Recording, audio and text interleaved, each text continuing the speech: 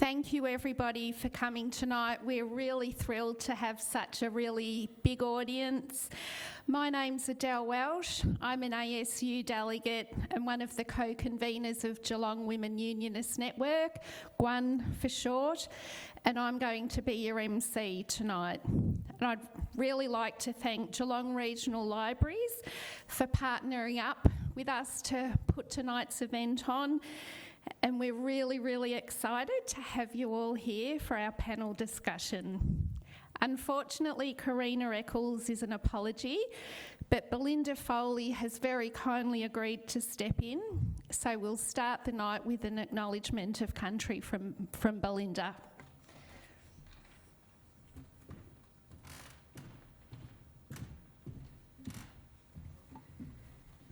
Good evening. So the difference between an acknowledgement and welcome is that a welcome is from a traditional owner. I'm not a traditional owner, so I am a visitor, like as most of we are here tonight, so I would like to do an acknowledgement to country. I'd like to pay my respects to the traditional owners of this great land, the Wadawurrung people, and pay my respects to the custodians of the land as well. I say custodians as we are the ones who care for the land and the land cares for us.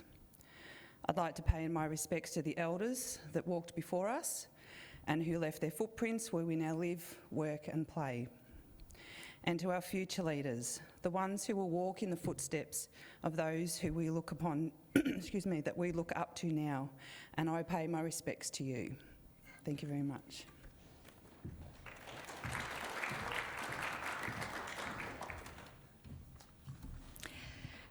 Thank you so much for that, Belinda. A couple more apologies before we move on. Christine Cousins, who's been a staunch friend and supporter of GWUN for many years, and Nada Iskra, who's a former co-convenor of GWUN. So our three speakers for tonight are Belinda Foley, who'll be speaking about colonisation in the context of patriarchy, privilege and power. Angela Carr, who'll be talking about structural and workplace issues, and Glenda Mcnaughton, who'll speak about gender and socialisation. We will have time for some questions before we finish at the end, and then I'll do a wrap-up before we finish at 7:30. So just a little bit about GWUN. So we're a subcommittee of Geelong Trades Hall Council, and we're made up of rank and file union women who are passionate about social and union issues that primarily affect women. We campaign on issues like equal pay and family and gendered violence, as well as recognising and celebrating the significant contributions that union women make to Geelong Trades Hall and the broader union movement. We have regular forums and events through the year, and we do things like hold an International Women's Day breakfast and rally.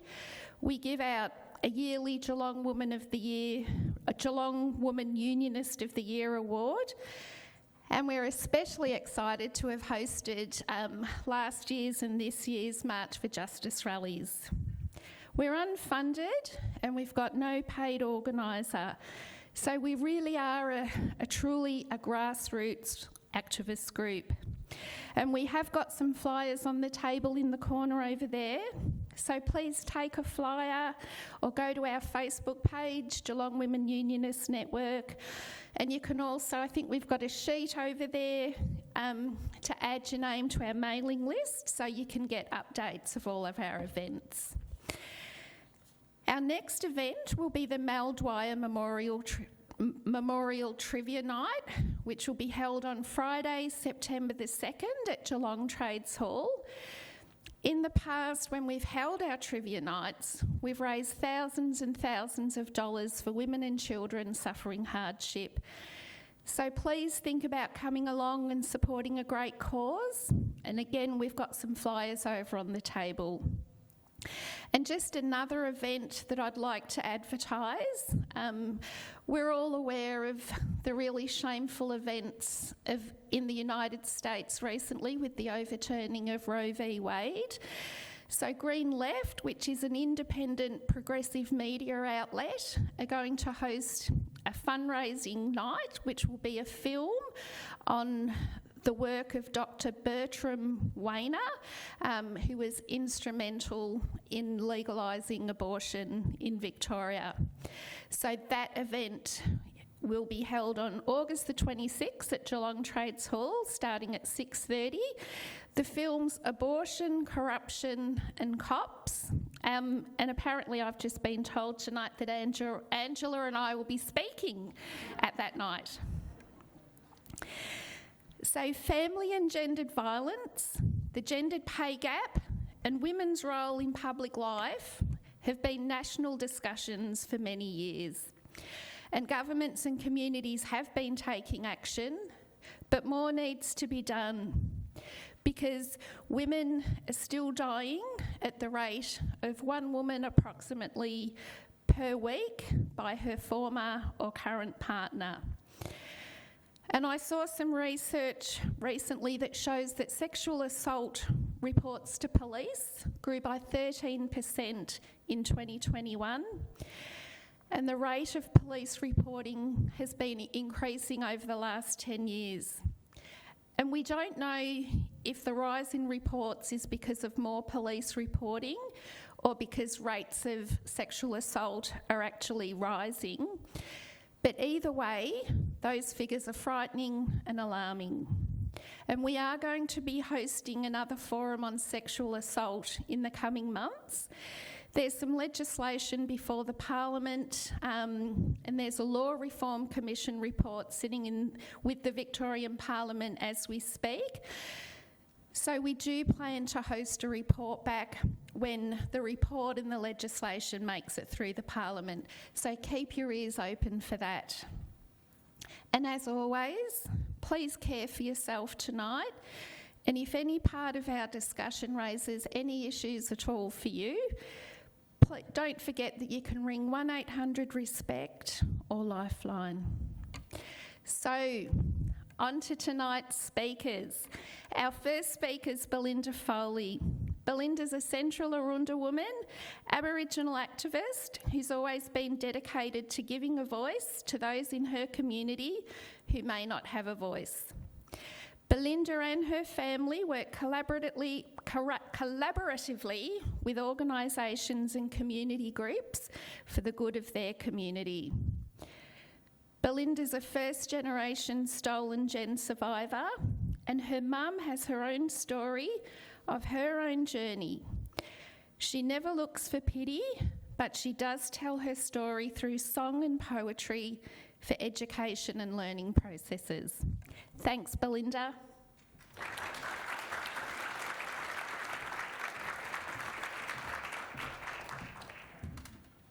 Thank you, Adele. Okay. So society has determined the patriarchal setting for women from the beginning of time. It has persisted and controlled the self-determination of women who have walked this planet for thousands of years and continues to do so even today. But I'd like to step back a few years, back when my ancestors walked this planet. My elders at the time shared the responsibility of the goings-on of our people. Our men respected our women, and as they were the backbone of all the goings-on.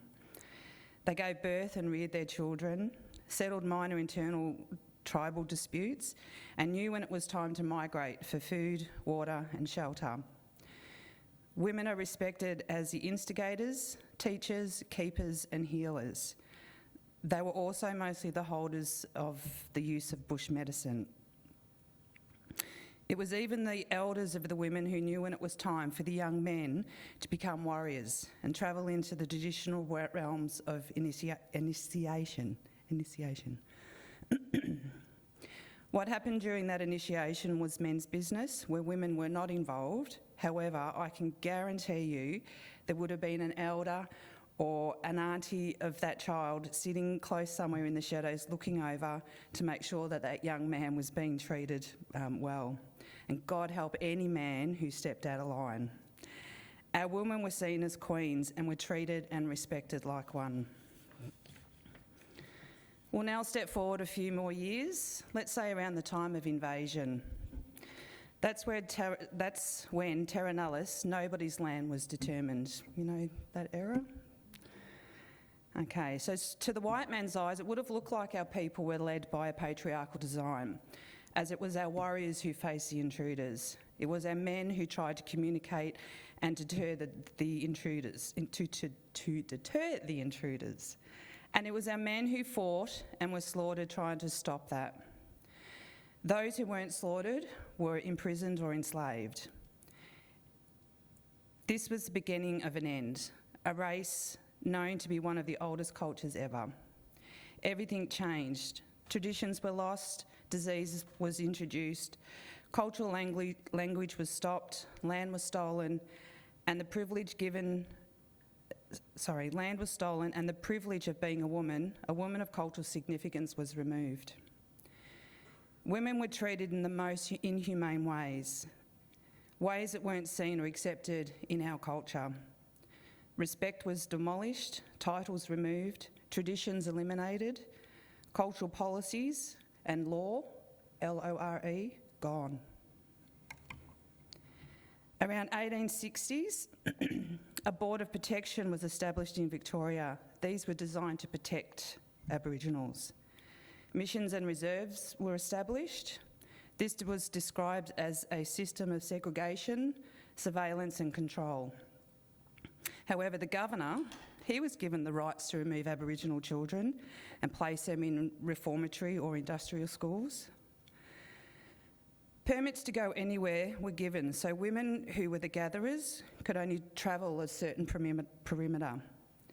And these were time controlled as well. So if women weren't back by that given time, they were harshly treated. Mostly were thrown in jail, their children removed. If prescribed any privileges, they were taken away.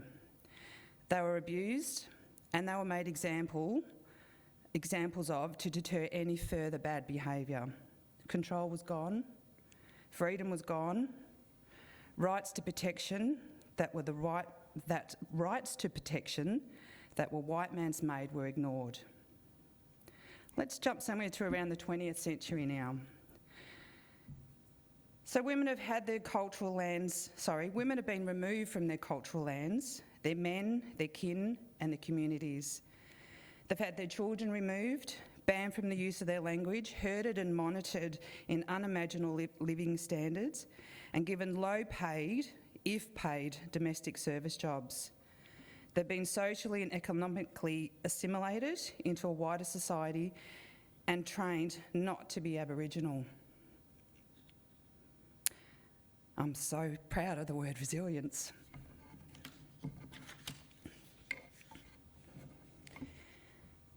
It isn't difficult to imagine the terror instilled in those women who watched their families, homes, indeed everything that had been defined in their world were devastated by invasion and the ongoing colonisation.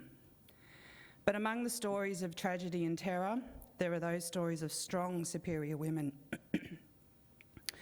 There is evidence that during the 19th and 20th century, some Aboriginal women continued to hold authority and provide as providers for their families and as brokers in the new colonial order.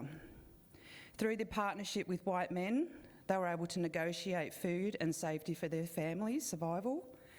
Educated by missionaries and trusted to work as servants in white households, they learnt colonistic language, values and behaviours and put this to learning to good use in negotiating with them.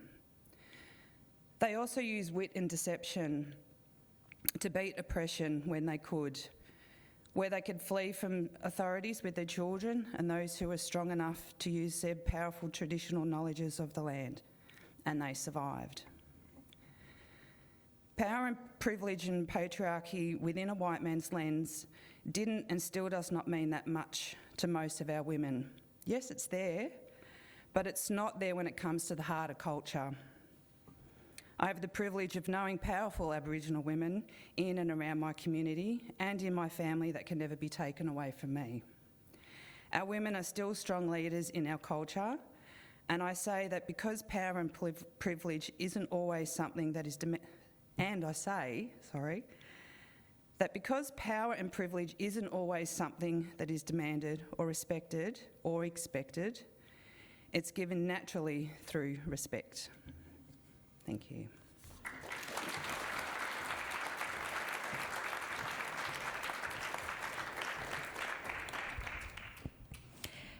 Thank you so very much, Belinda. Our next speaker is Angela Carr.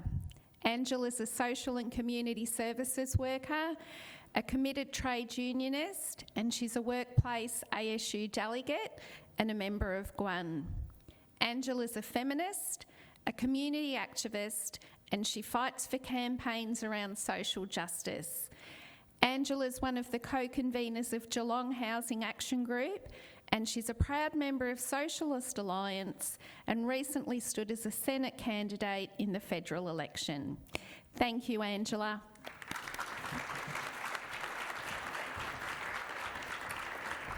Thanks, Adele.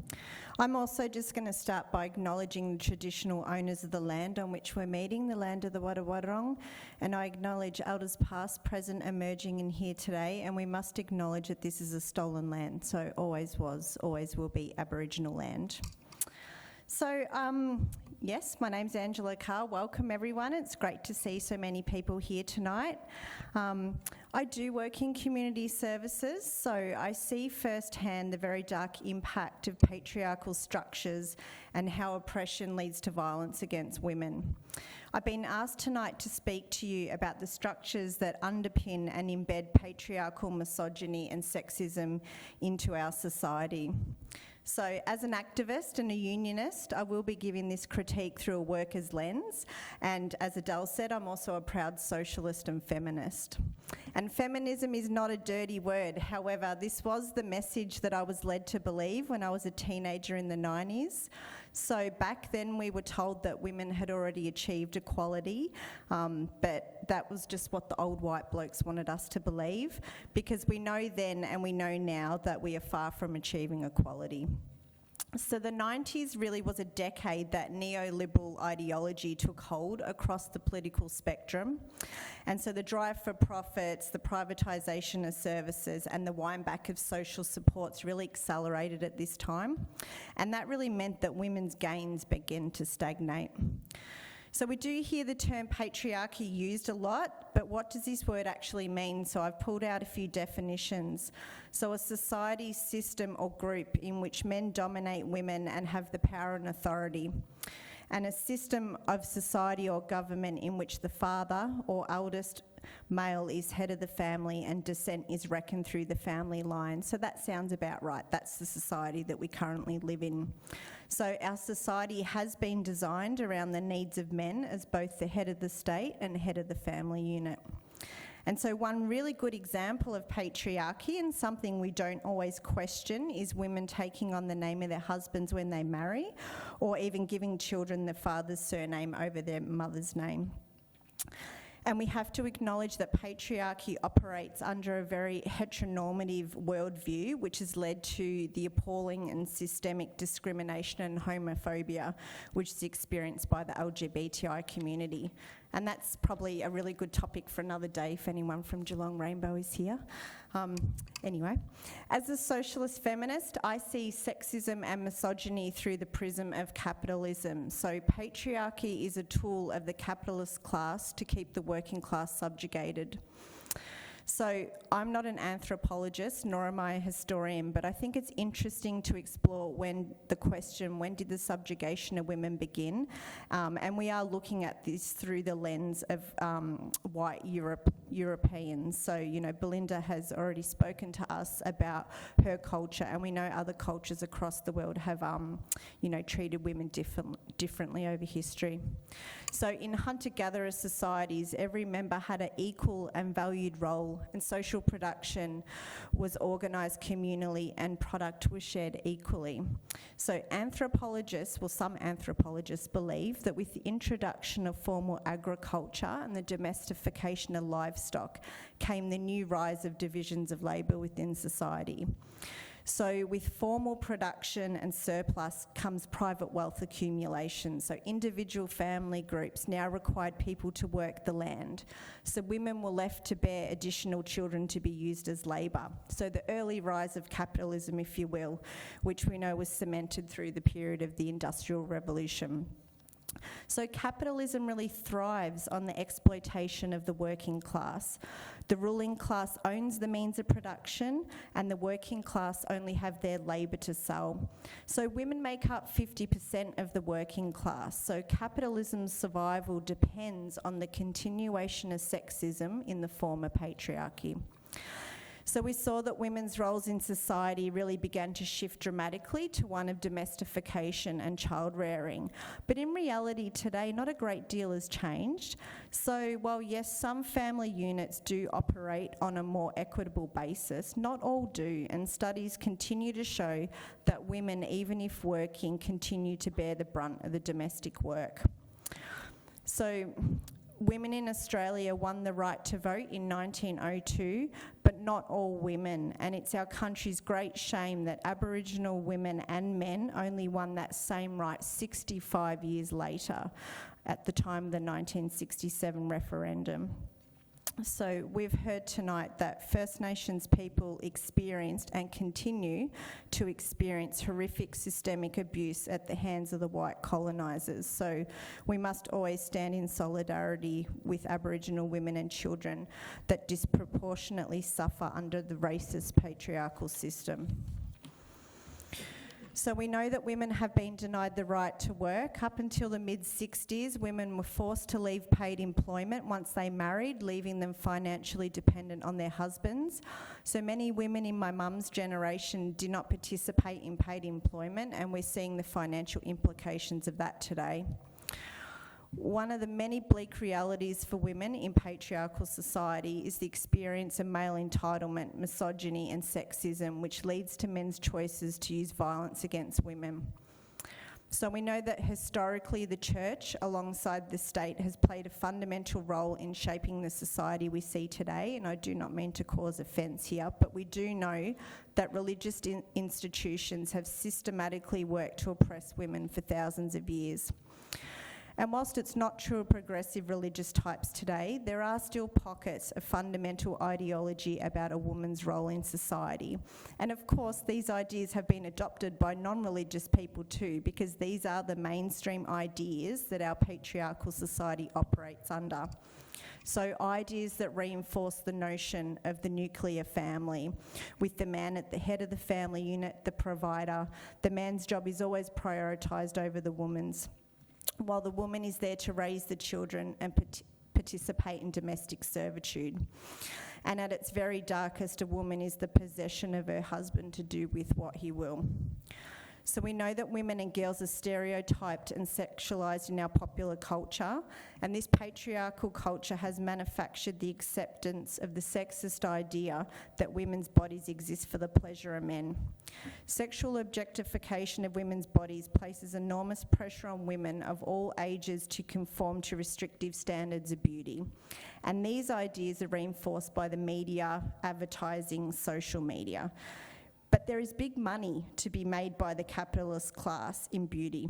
So advertising and marketing does not happen by accident. So this type of exploitation of women is big business.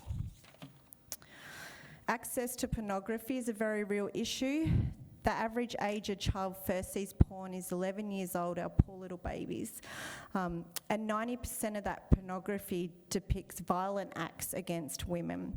And it influences children and young people to engage in harmful sexual behaviours, and it normalises violence against women. I must talk about the recent outrage in the US, where the Roe versus Wade decision was overturned in the Supreme Court, meaning abortion has become illegal in 27 US states. In the US, we have seen a strong neoliberal agenda systematically dismantling and now abolishing human rights for women. Reproductive choice and freedom is fundamental in releasing women from the clutches of oppression. So without reproductive freedom, we will continue to see women enslaved to caring roles, trapped in poverty cycles, and at its very worst, losing their lives. So we must fight back against these attacks. Abortion care is healthcare, and freedom and control over our own bodies is a fundamental human right. So I've already touched on some of the systems that operate under patriarchal society, the state, the church, the family, but there are a lot of things that come in under that. So we have the education system, the welfare system, the justice system, including courts and police, and our workplaces, to name a few. To see true gender equality, there needs to be real investment and changes to legislation across all these areas of our social and economic lives. So across Australia, family violence is one of the key reasons that women and children become homeless. Crisis accommodation is full. There is no available public housing, and everyday homeless entry points turn women and children away. There is no housing for women attempting to leave violence. The housing affordability crisis is hitting women the hardest because women are not as financially secure as men.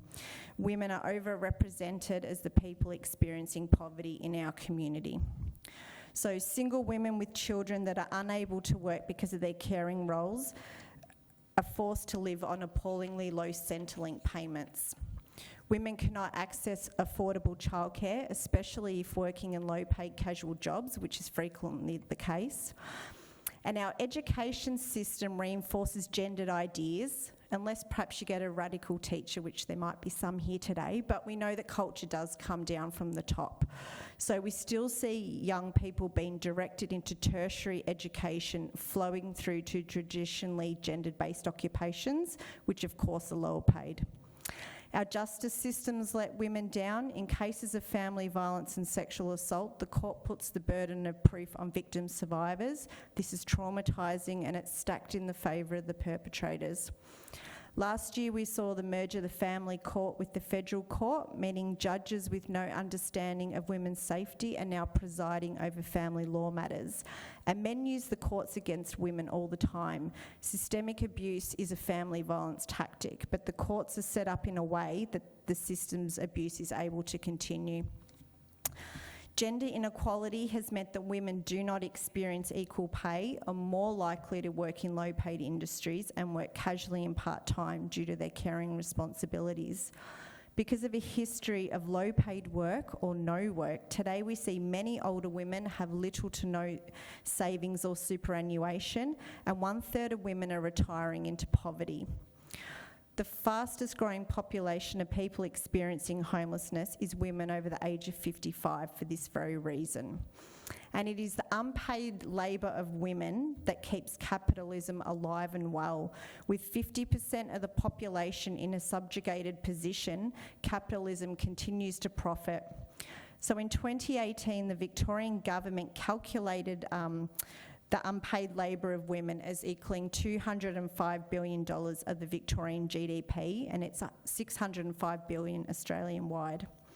So the union movement, we really are at the forefront of progressing rights for women, and that's why it's important for us as women to use the union as a tool for a collective fight back. So unions campaign on elevating women's economic equality in all areas, so improving superannuation, increasing wages, ending precarious and casualised work. So the casualisation of the workforce has insidiously crept in over the last 10 years, and I acknowledge that this does impact all industries. However, sectors that are female-dominated, such as aged care, childcare, disability, retail, are overrepresented as people in casual contract work. So now we're seeing women have no access to leave entitlements, are poorly paid, have poor working conditions, which leaves them further financially vulnerable. And again, none of this happens by chance. It has been a deliberate push by capital and the government with the constant outsourcing of public services to privatised services. Employers have moved the risk onto the individual to increase their profits and cut costs. So as a union movement, this does pose a challenge as people in insecure work feel like they are in less of a position to take collective action for fear of losing their jobs. But that's why campaigns around insecure work are a priority for unions such as the ASU right now. So we know to achieve true gender equality and financial freedom, jobs in predominantly female-dominated industries need massive pay rises. So we need to abolish that 14% gender pay gap, and we need more women in senior management positions and in politics. We need women to be encouraged to train in male-dominated sectors, although we actually need to get rid of the idea, we need to abolish the idea of men's and women's work, because that's at the very root of patriarchal ideas.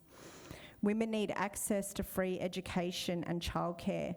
They need to stop being punished by punitive mutual obligation schemes through Centrelink, and the rate of income support needs to be raised so women and children can stop living in poverty.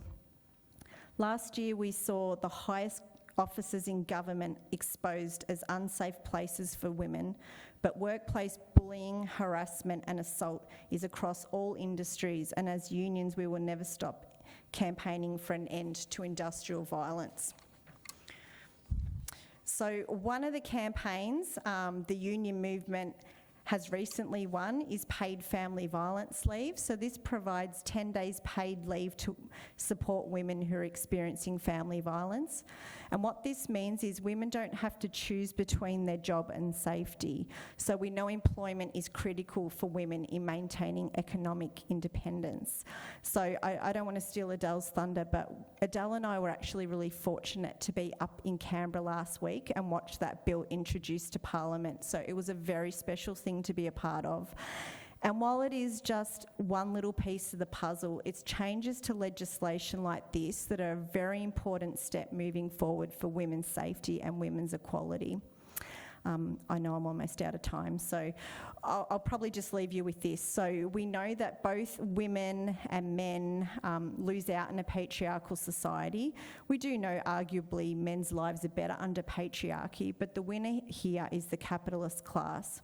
So we need to dismantle patriarchy to win true equality and end violence against women. And we do have the power to collectively take action. And so we can do this by educating our friends, our family and our young people. And together as women and allies, we continue to stand up and fight back campaign by campaign. Thank you.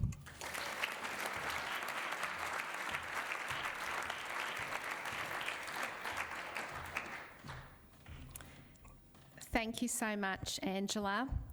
Our third and final speaker is Glenda Mcnaughton. Glenda's a writer, researcher, creator and feminist. Glenda's been a feminist since the early 1970s, and she's learnt that when women come together, they empower each other and they affect change. For 40 plus years, Glenda's worked in different workspaces to change the structures, institutions and discourses that violate women's rights and their experiences.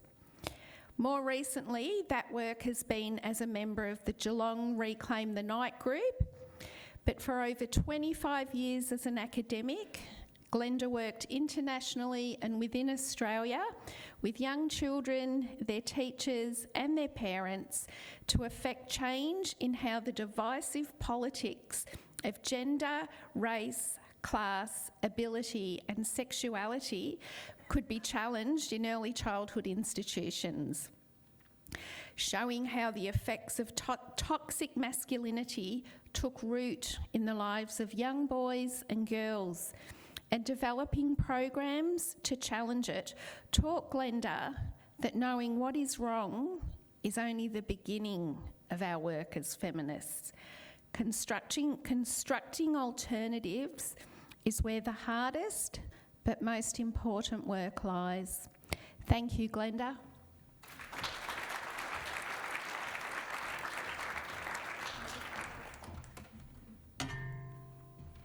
Thanks, Adele. Bear with me just a moment. My printer wasn't working today.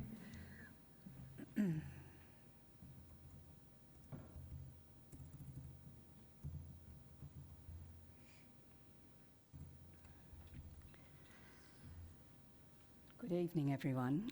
I'd also like to add my acknowledgement of country and begin by acknowledging the Wadawurrung people as the traditional owners of the land the waterways and the skies.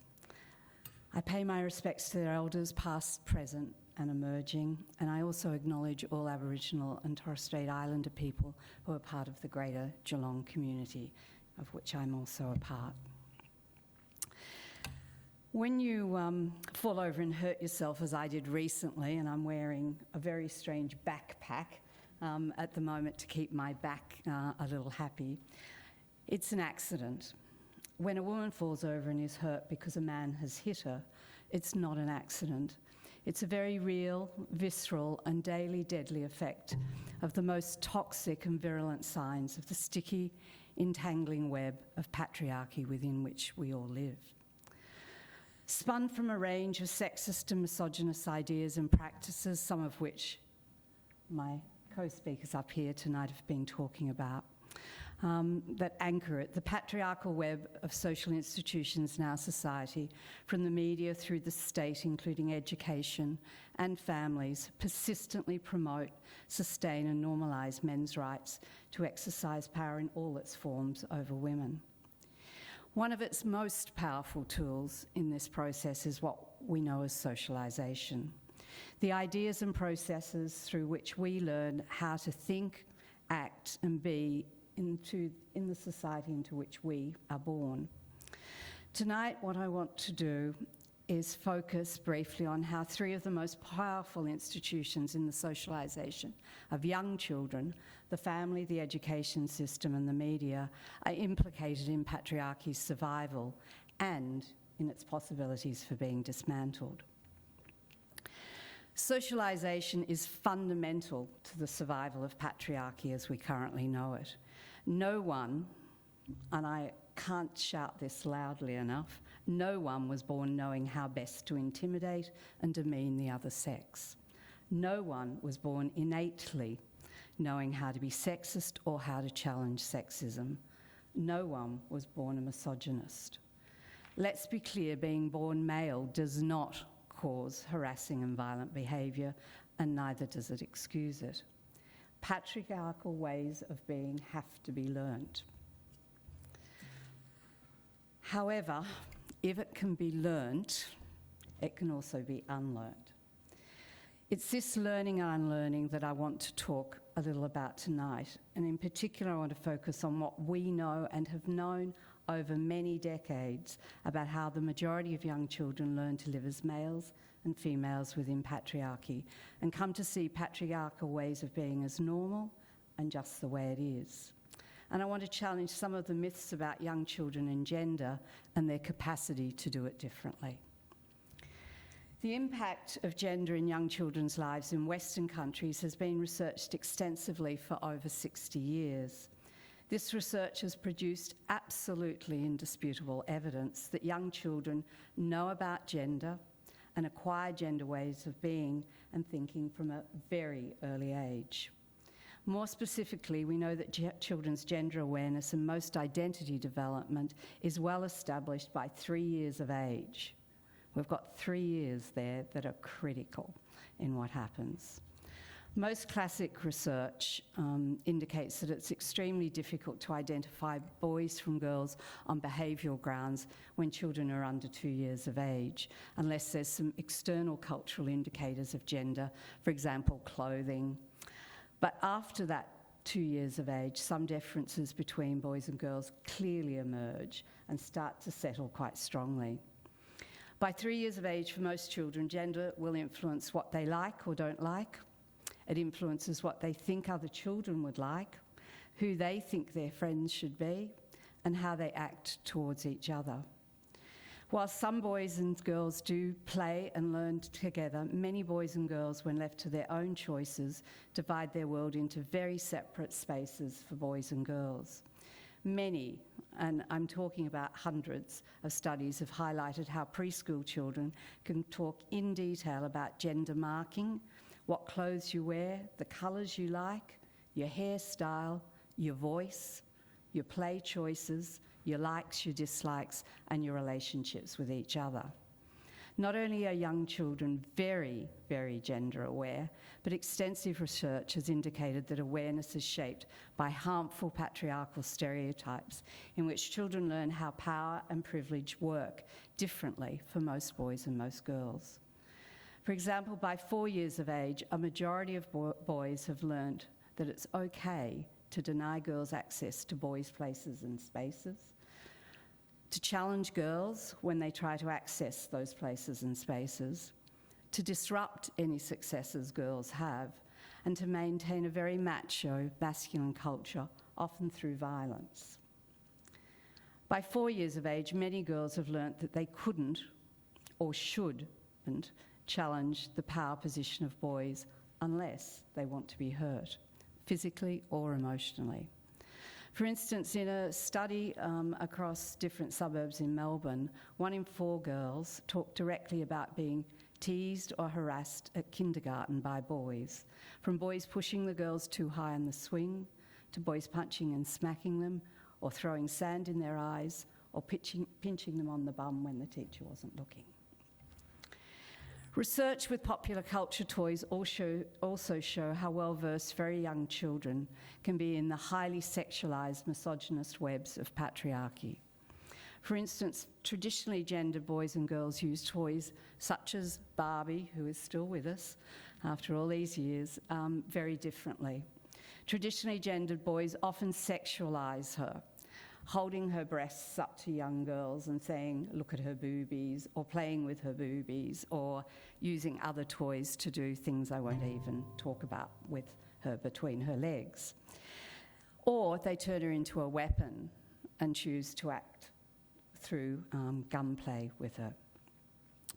Traditionally gendered girls are more likely to use her as intended by the producers, adapting and interpreting the storylines contained in Barbie's packaging and playing out very feminised roles. What has also emerged through research is that the less traditionally gendered boys and girls do desire to play with what would generally be considered the other's gender's toys.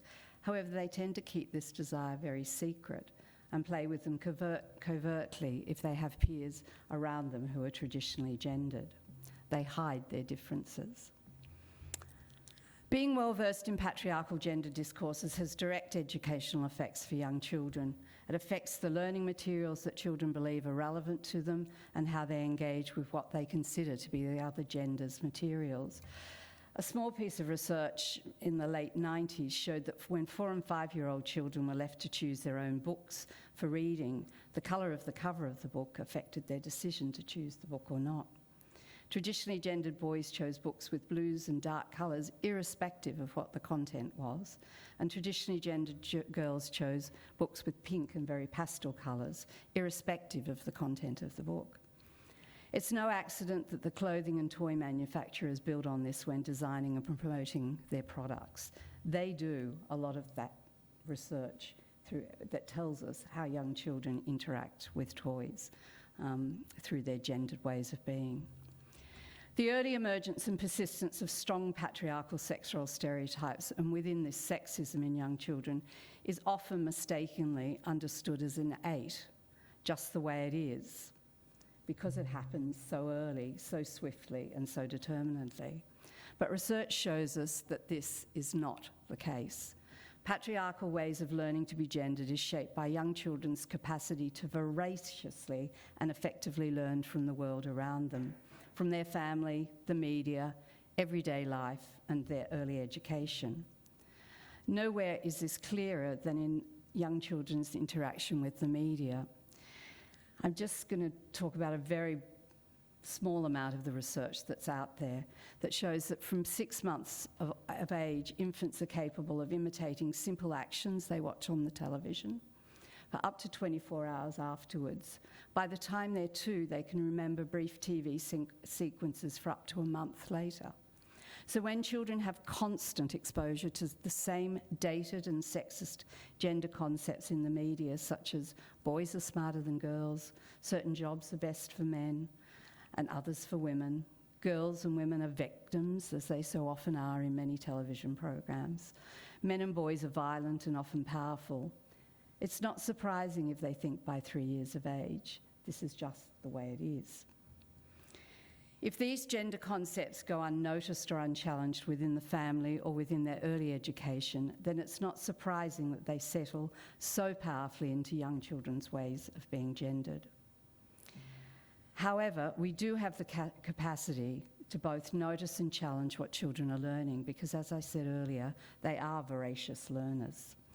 So if children learn gender injustices, they can learn gender justice. If boys learn it's okay to humiliate girls, they can learn that it's not okay. If girls learn that boys are to be feared, they can also learn that boys can be friends.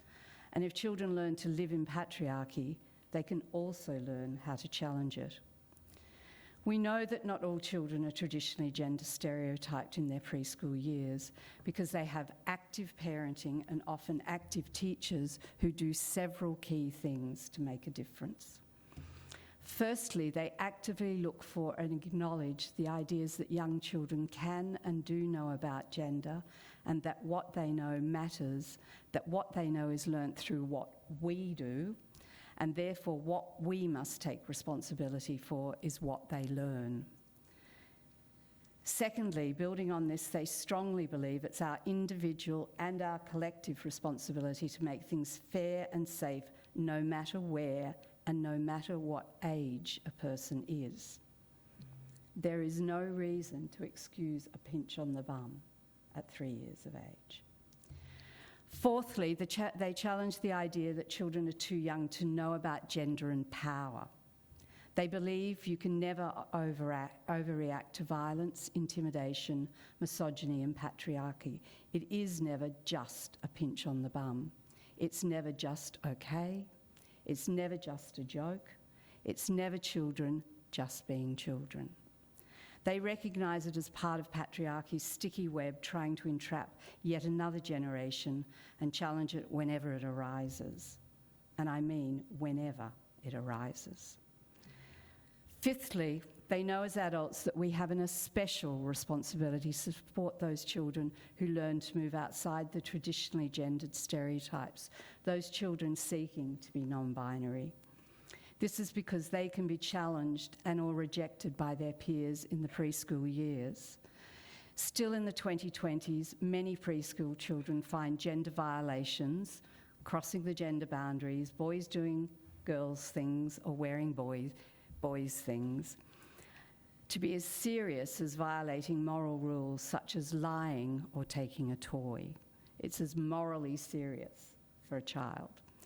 These violations are more serious for boys than they are for girls when they involve girls wearing boys' clothes, boys wearing girls' clothes or acting like a girl. Girls are evaluated most negatively by boys when they played loudly or roughly, more roughly than the boys.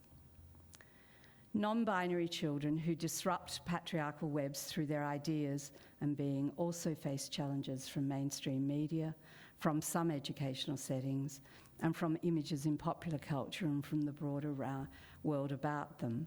They don't see themselves readily and easily in what surrounds them. Finally, those parents and teachers working to make a difference, like me, believe in hope.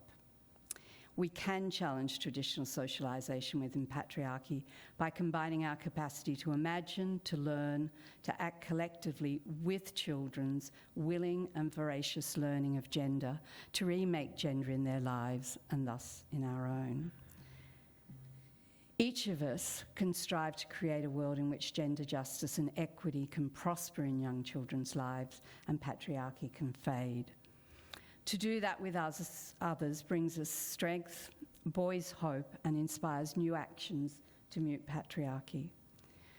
I invite you to share in hope and determination to start now to make sure the next generation of children is born into a world in which men's violence against women and children is just a note in the history books, where you can imagine you're the person who can make a difference through how you are with children, where you imagine that change is possible and where you imagine children as agents of changed and changing because you imagine with them that gender politics matters deeply to them from their birth And you know others are with you in creating new non-patriarchal ways of doing gender with young children. Nothing is more powerful than what you can do and say with every young child that you have contact with. Thank you.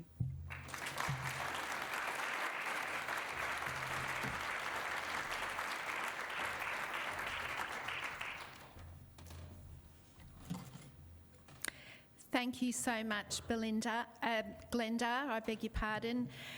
We've got about 20 to 25 minutes left now for questions.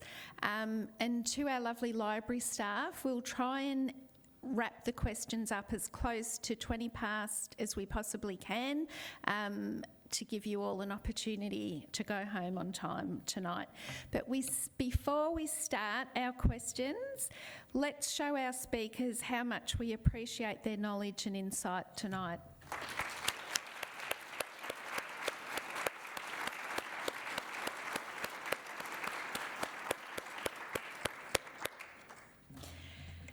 So our very kind friends at the library are on hand. They're going to bring the microphone round. So if you have a question or a comment, please put your hand up. Our library staff will bring the microphone to you, and the microphone will be sanitised in between questions. And I will ask, given that we're on limited time, I will ask each question to be a maximum of 2 minutes. And all of our panellists will have an opportunity to respond. And so to our panellists, I will ask if you can keep your responses as close to 2 to 3 minutes as you possibly can, if that's okay. So please, before you start asking your question, please wait for the library staff to bring the microphone to you so that our panel can hear and we can all hear. Thank you so much. So hands up. Don't be shy. So we've just got the person in the back row there.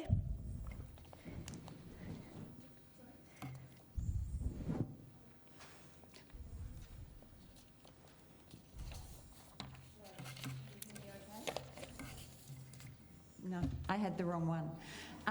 Hi, I'm Susan. This question is for Belinda, who is maybe still struggling with hers. I'm sorry.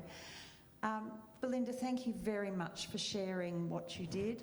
Thank you. I hope to see in my lifetime the emergence of the Aboriginal people into a more rightful place leading this country. Thank you. My question for you is that with that history that you shared of the equality within that culture, we still see today very high rates within Aboriginal communities of violence perpetrated by men against women. Can you please help me understand why that might be and what we might be able to do to help that situation? Good question. One of the things that I bring up with sometimes with family violence is that I'd like to know if it was an Aboriginal man that perpetrated the violence to start with. So, because when somebody reports it and a partner is Aboriginal, that's when the overrepresentation comes from, I think. So that's sort of one of the reasons why I think that also happens. But I also think it's the fact of when our men were the warriors, and that was taken away from them. They didn't know where to put themselves because the women were running everything. They had everything organised. They had control of everything.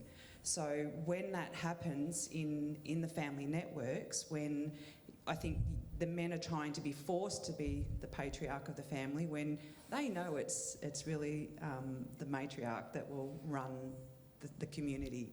So I think that's probably part of it as well as why we have more problems seen to be in the Aboriginal community, where I think because we're a minimal number of,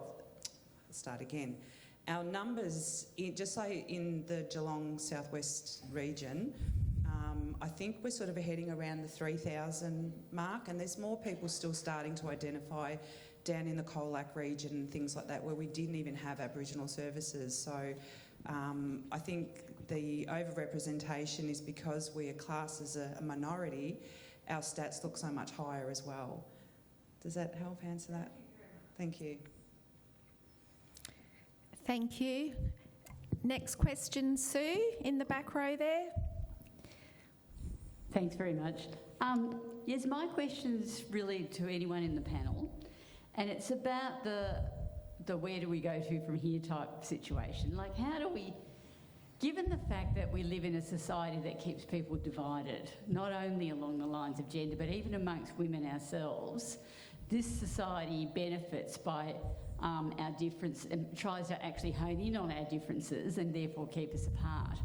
Because we are very diverse. We're very diverse in nationalities, in backgrounds, in ages, in skills, all of those sorts of things.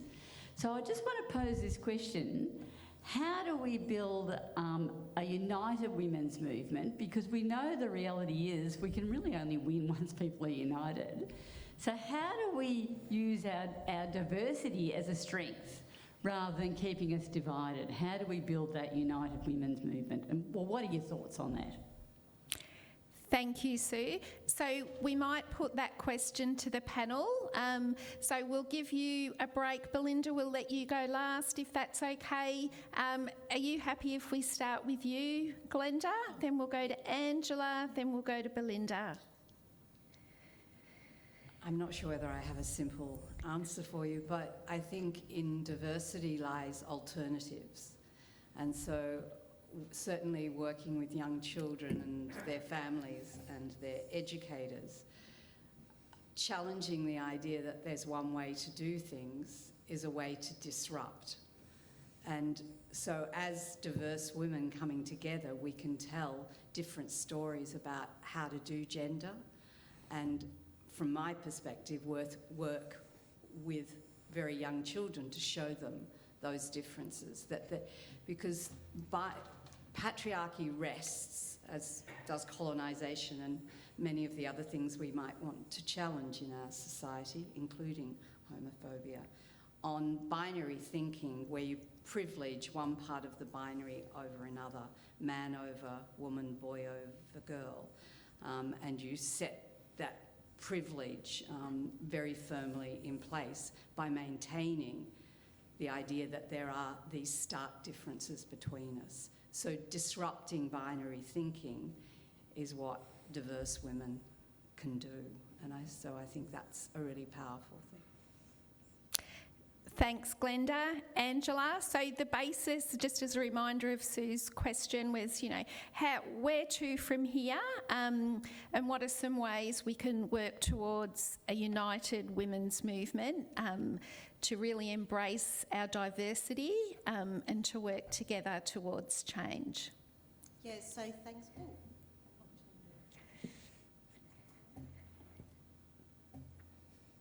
I always have mic issues.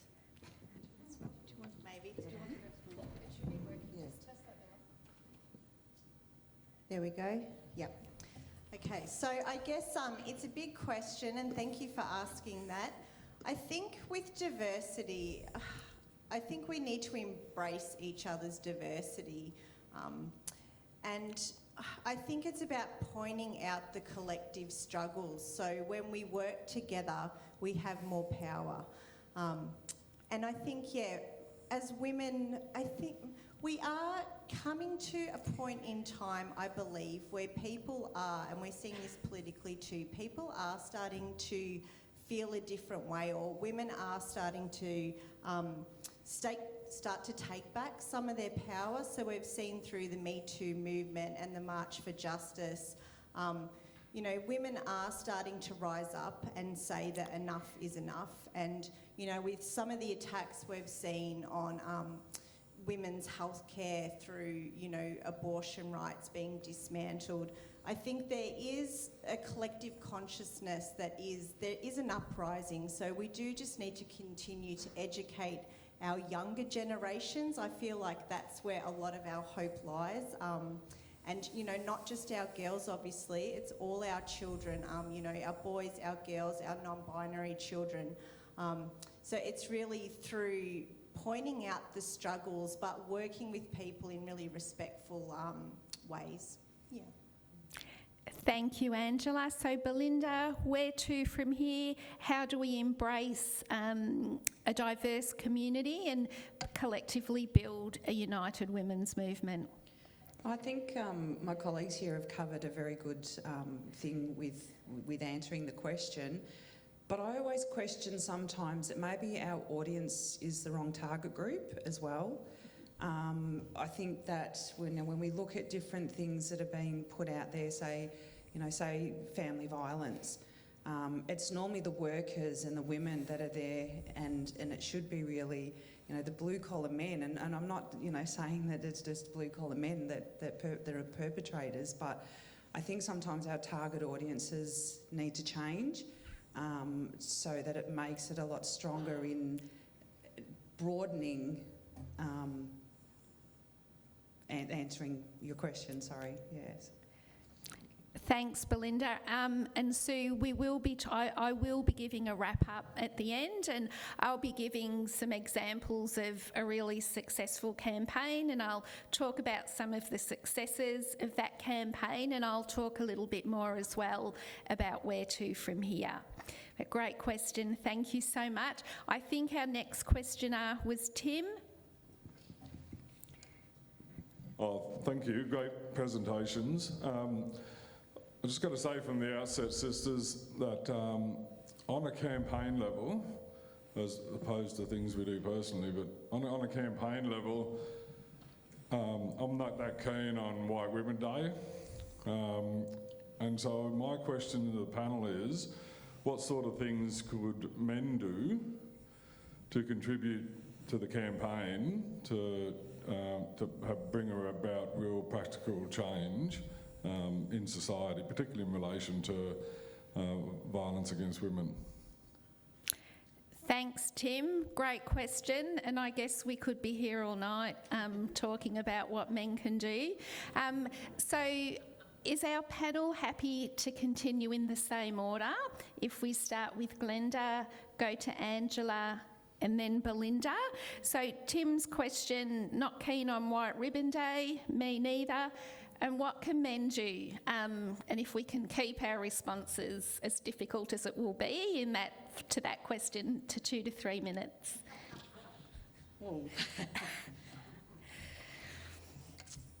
I'll focus in on my area. I could talk more broadly, but I certainly think one of the things men can do is work with the children they know to show different ways of being.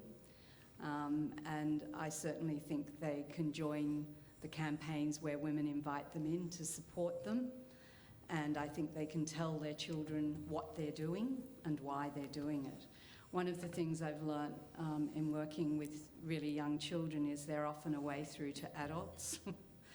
And so if the children learn different messages that they share with their peer groups, then you start to get some ripple effects where the discussion, at least raising the question that you're raising, what can we do to make a difference, emerges. And I think that question is such an important one to change, and we have to keep asking it and keep searching for new answers to it. But from my role here tonight, I would say start with the children you know. Thanks, Glenda. Angela? Yeah, so I think many people are not keen on White Ribbon, given that it is a male-run organisation, and there's been some dodgy men that we've heard about that have been involved with White Ribbon. But I think men can really challenge stereotypes, and it's about having those conversations with each other and calling out bad behaviour if they see bad behaviour within their friends. And I understand that, there's this toxic masculinity and this way of being, but men need to make a conscious decision to break away from that. So if, they're at the footy club, for example, and, their mates are being rude and abrasive about women, well, you have to actually stand up at some point and say that's not okay. So that's a tangible thing that men can do. And I think, more broadly, men can just kind of participate more in domestic work, just generally in life. So, you know, support their female partners, their female children, their female family members, and kind of step up and actively, you know, step into domestic things that should be shared equally amongst everyone. In terms of campaign work, so actual campaigns that like we might run through a trade union and things like that, I think when it comes down to, and GWUN is an example of this, that is woman-led campaigning. So we do have our male comrades that come along and, you know, they come and help us, but they don't organise or direct us. So we organise and direct them, and then, you know, men can stand alongside us and help us do the work, but not necessarily make those decisions that are actually impacting women's lives. Thanks, Angela. Belinda? Again, they've answered pretty well. I think it is just, it's the teaching of our boys as they grow up. It's, again, as I said just before, about the target audiences, and why can't there be adverts on cement trucks and, you know, things like that go out everywhere, you know, as well, not just, you know, on flyers that, you know, that sometimes is only get seen, and I think sometimes men don't see them either. So that in-your-face type of thing of, you know, that advertisement, again, it's a targeted audience again as well, I think. And, you know, I have an 18-year-old boy who knows how to use the dishwasher, who knows how to vacuum and, you know, things like that. So it's in the learning, it's the teaching, and that it's not a gendered role, it's a everybody role, and it's a family unit, and that's how I grow my son up, is you're part of my family. So, you know, I'm not going to teach you any gendered roles, I'm going to teach you life skills. Thanks, Belinda. And I think if I can just add, so one of the key things that sits underneath violence against women, sexism and misogyny, it's disrespect for women. So one of the key ways that men can start to move forward, and we've all been brought up in the same society, we've all been brought up in a patriarchal, capitalistic, misogynistic society. So we've all had those same messages throughout our lifetime about women and gendered roles and men's roles. So part of the way we can change our own thoughts is to catch ourselves in that moment, recognise when we're having those sexist and gendered thoughts, stop ourselves and change our thoughts. So great question, Tim, and thank you again so much to our panel. We've probably got time for at least one more question. Over here, thank you.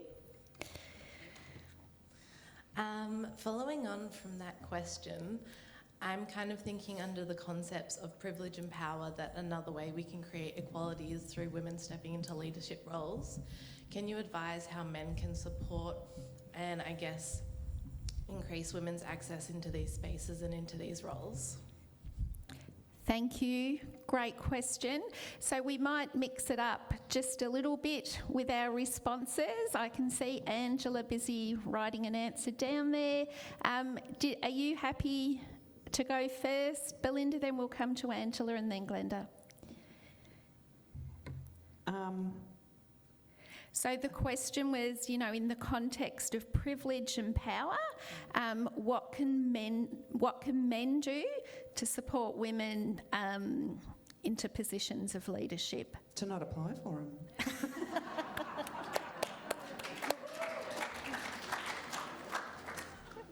I think that's probably, you know, and to encourage women to apply for them too.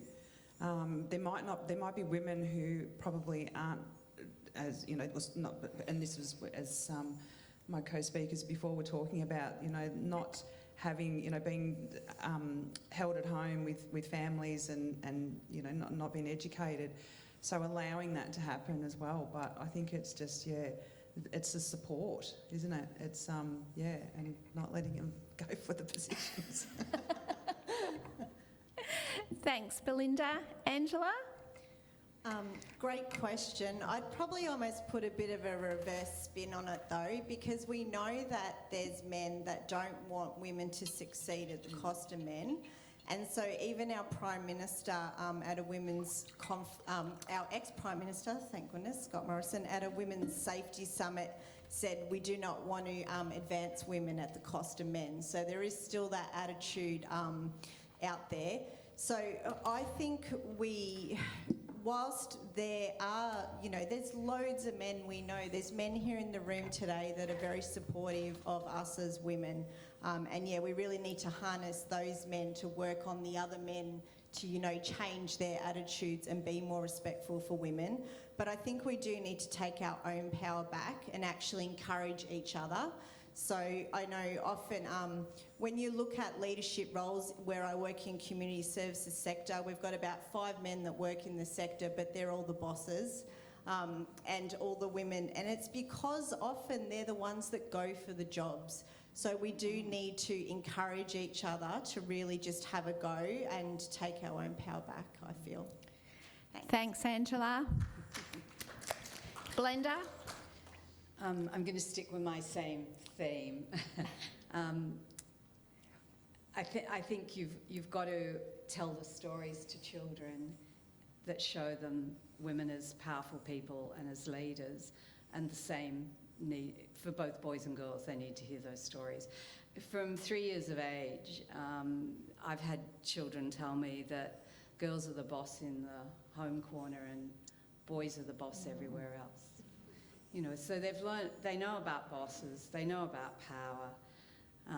So talk to them about it and talk to them about the good things about being powerful in leadership positions for women, that women can do it, women are great at it.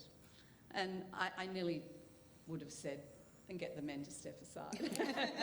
But I do think getting it in early, those messages are really, really important, because what you tell children and try and change with them also changes us. Thank you, Glenda. Now, if we're really quick, we'll have time for one very quick question, and we'll keep our panel questions very quick as well. So with the responses, we'll do Angela, Belinda, Glenda. So just down here at the front, so just one very quick question. This is not actually a question, but it relates to things that everybody's been saying. One of the things that I've noticed since I was young was the way cartoons depict women. It's frightful, and it's sad because I'm an artist and I love doing cartoons, but I hate cartoons. I hate especially TV cartoons, but there's just so much sexism. And I noticed that on television, like women, girls are depicted as talking like they're on helium, and little boys who have, in real life, exactly the same voices. I talk like this, and stuff like that. And that's one of the main things we've got to change too, because so many kids watch cartoons and children's storybooks and all the rest of it, but the cartoons are just they're everywhere, and the video games as well. Video games and cartoons. Thank you. So just a 1 minute response or further comment. Angela? So yeah, I think that's right, because the media is used as a tool to actually control and design our socialisation. So we do see messages, and of course it starts with children, as Glenda's been speaking about, so with the instance of cartoons, and then we just see that filter through all our advertising and marketing and media in every area of our lives. Thanks, Angela. Belinda? I think, what you're saying is true. I mean, even like with the violence and things like that, the Roadrunner, things like that have been stopped, but we do have some superhero women as well, Wonder Woman and things like that I think they are sexualised. Yeah, they are. Yeah, true. Totally. And men can wear aprons. I think it's definitely something that is a challenge, and you do see a lot of cartoons that are, not that I watch them as much anymore myself, but as you were saying, being an artist, it must be frustrating. Thank you, Belinda. Glenda, very briefly, please. More good cartoon artists. Yes.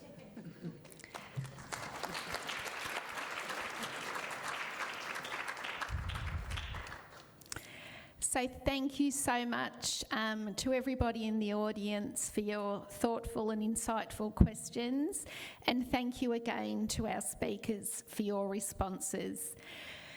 We have heard about some distressing and challenging things tonight, but there are things that we can all do to create change and make a difference. So as Angela's already said, last week there was a really historical moment in Canberra where the federal government introduced a bill for 10 days of paid family violence leave to go into the national employment standards so that all women and all people affected by violence can access that leave if they need to. And Ange and I were extremely honoured and privileged to have been there to witness that. And I'd just like to share the background of that story, if I may. So way back in 2009, a family violence worker and activist, Glenda Mcnaughton, wrote an email to the ASU, the Australian Services Union, proposing that unions campaign for paid family violence leave. So Ludo's proposal was discussed at a women's committee meeting at Victoria Trades Hall. It was brought back to Geelong and it was discussed at a GWUN meeting at Geelong Trades Hall. And the GWUN member, an ASU delegate who was successful in getting that clause through at her workplace, the Surf Coast Shire, was a GWUN member, she was an ASU delegate, and that clause was the first ever paid family violence leave clause in the whole world.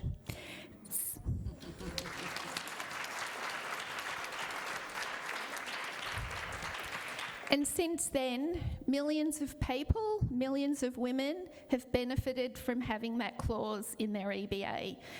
But because the clause wasn't in our national employment standards, millions of women who aren't covered by an EBA couldn't access the leave. So another campaign was started in 2015 to get the leave put into the national employment standards. And back then, the federal ALP in opposition were only supportive of 5 days of paid leave. But there was a huge union campaign from a cross-section of unions, and in 2017, the then federal opposition changed their policy to be supportive of 10 days of paid leave. But women kept the campaign going. Very recently, there was a successful Fair Work case, and the legal case for the leave was won. And then finally last week, the bill was introduced into the Parliament, and the bill does still need to be debated and passed, so we do need to keep the pressure on the opposition and certain members of the crossbench. But thanks to the work of unions, the work of activists, and the work of women, that 10-year plus campaign is now almost a reality. Sorry, I've lost my place here. Where are we? Oh, there we are. Apologies. So obviously, not everybody can be directly part of something as significant and life-changing as that campaign. But over the past decade, while that campaign was running, community change has been happening, and women have been marching in the streets, speaking out about violence and demanding change. And numerous women's campaigns have been running simultaneously on things like legalised abortion and fair and just pay for childcare and aged care workers. So for change to happen, there usually needs to be a groundswell of community support to literally push governments and communities into action. So every single woman and person who's in a big way or a small way spoken out, taken an action, gone to a protest or joined a union or went to a women's meeting has been part of the groundswell of support that helped to win that paid family violence leave bill that was introduced into the Parliament last week. And the amazing women who directly campaigned for that paid leave over the last decade were surrounded by a huge collective of women who had their backs and who supported them when the going got tough. It's hard to make change on your own, but when you're part of a collective, you're stronger and you're more likely to succeed. Not everybody's going to be the ideas person or the campaign leader or the spokesperson, and that's okay, because being part of the supportive collective is just as important as being the person at the front. Tonight wouldn't have been a success without our audience and without our speakers. And we never would have won paid family violence leave without the collective actions of hundreds and thousands of women who fought in countless ways to make that change happen. We create change in lots of ways, and we do so in ways that are safe and meaningful to us. Things like joining a union or a group like GWUN, talking to family, friends and colleagues, helping them to understand change, going to a rally, starting up your own women's group in your own sporting club or political party or workplace, letters to the editor, and so on and so on and so on. Anything that keeps the conversation and the action happening. You've been a really incredible audience tonight. Thank you so much for coming. Thank you again to our amazing speakers and our friends at Geelong Regional Libraries for their help and support. And we've got some leaflets on the table over there, so don't forget to grab one on your way out or to give us a like on Facebook so that you can get notifications of other events that we're running. Thank you again so much, everybody.